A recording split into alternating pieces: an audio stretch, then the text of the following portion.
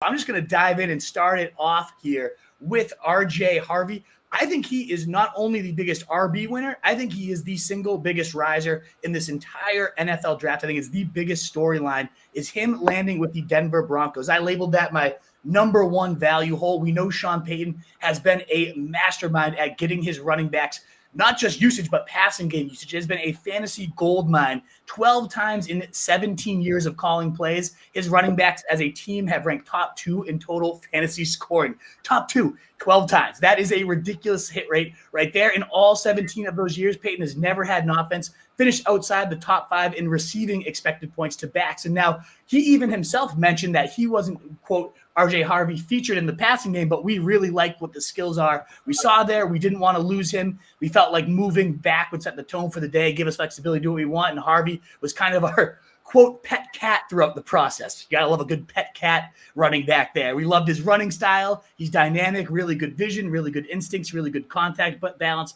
highly explosive. I just continued to rave all in all. The GM said this guy had the best vision in the class, and it shows over that production. Over the last 2 years, 38 touchdowns plus 5 more than the next closest Power 5 runner. Also became the first UCF running back to clear 1,100 yards from scrimmage in over a decade. Did it back-to-back years, 1,654 in 2023, 1,844 in 2024. Just an absolute efficiency monster, bell cow back, going into, again, one of the most gold mine situations you can possibly ask for a running back. So I'm going to have him. I started messing around with my redraft rankings. Those will be up tomorrow morning. I'll probably go through a redraft ranking show in the morning for anybody that wants to tune in.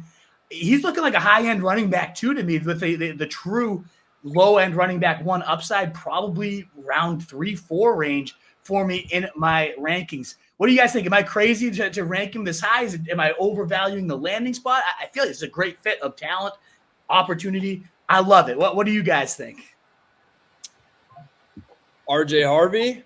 Yeah. I have some initial thoughts. So I'm a big Audric Estime guy.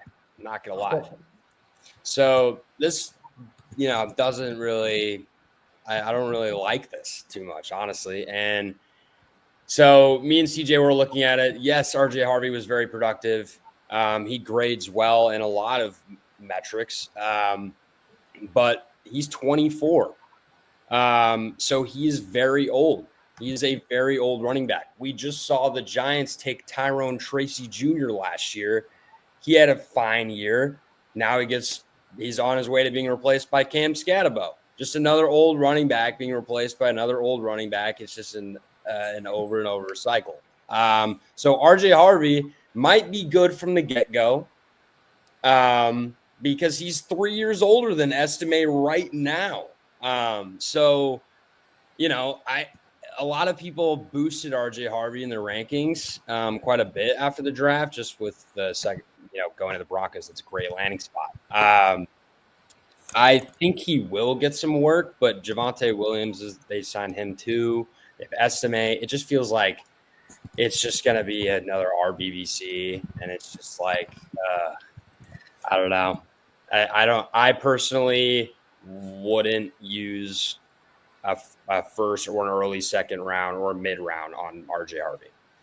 See, if Estime was going to do anything, so what Javonte is gone. He's over with the Cowboys now, but he's not talented at all, in my opinion. At this point, unfortunately, I loved him when he came out. He's really got that knee injury, sapped him from any type of explosiveness. And yet Estime couldn't overtake him last year. Why is Estime going to play over the guy that they made sure to get round 2, the 5th running back off the board? That's some pretty hefty draft capital to sink in somebody compared to a guy in Estime who I actually loved Estime coming out last year. So this is I had him. He was my highest exposed guy in the early best ball tournaments. I thought he was going to be a beast. He disappointed me. I saw nothing that tells me that this guy's going to do anything of note. And then when you make a round 2 investment at running back, you take RJ Harvey over a Caleb Johnson, who I thought I like Caleb Johnson more coming into this. But clearly this team had a different view of him. They thought, again, he was the best pure runner, the best vision of the class.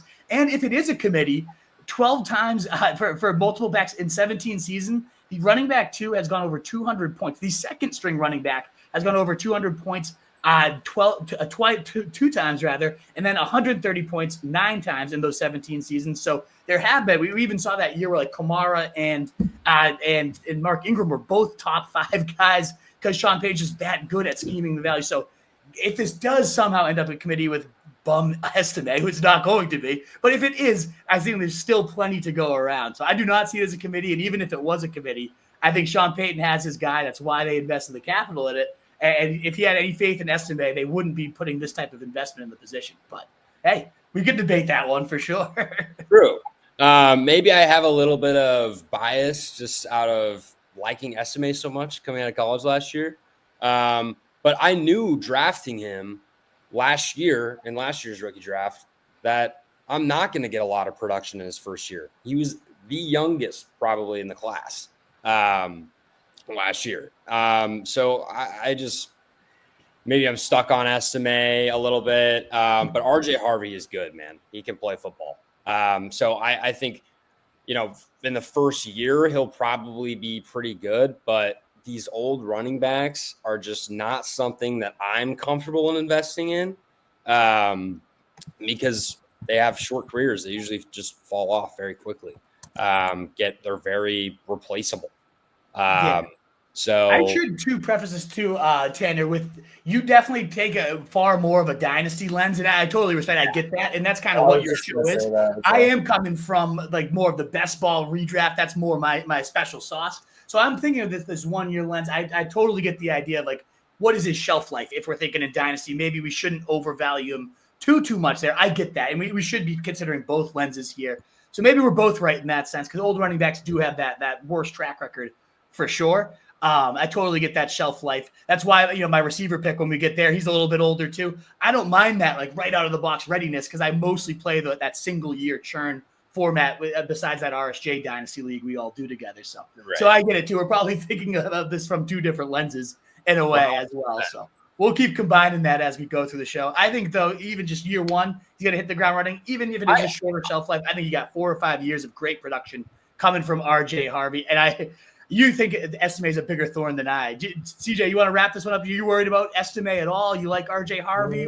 What are your thoughts? No, I'll move over to your guy too. I was gonna say that Tanner's more of a dynasty guy than redraft, especially compared to you as well. But no, I mean Harvey is a 3-down back. He had nearly, I think, 600 carries over his old time, his long old career, and catch the ball in the backfield. Had 61 receptions. He can do it all. I mean, Estime is a big back, big bruiser, short yardage, goal line, maybe steal some touchdowns. But no, I'm fine with RJ Harvey. I have him up to RB6 in Dynasty, and then probably, I don't know, maybe 15-ish. I haven't looked at redraft really, but 15-ish or so in redraft. 6th amongst rookies? Yeah. Okay. I like that though. I like RB6 out of the rookies. That's I'd say you could even enter that top 5 combo based on some of these landing spots though. We'll get into some of those too. Honestly, but one guy what's that? I was going to say RB6 is not horrible. I'm just kind of like looking at the board a little bit. Like most of the running backs got awful landing spots. Yeah. It's true. Everyone in the class got awful landing spots, to be honest. Like this is not what we thought it was going to be. It never is. It never is. Never goes as perfectly smooth as expected.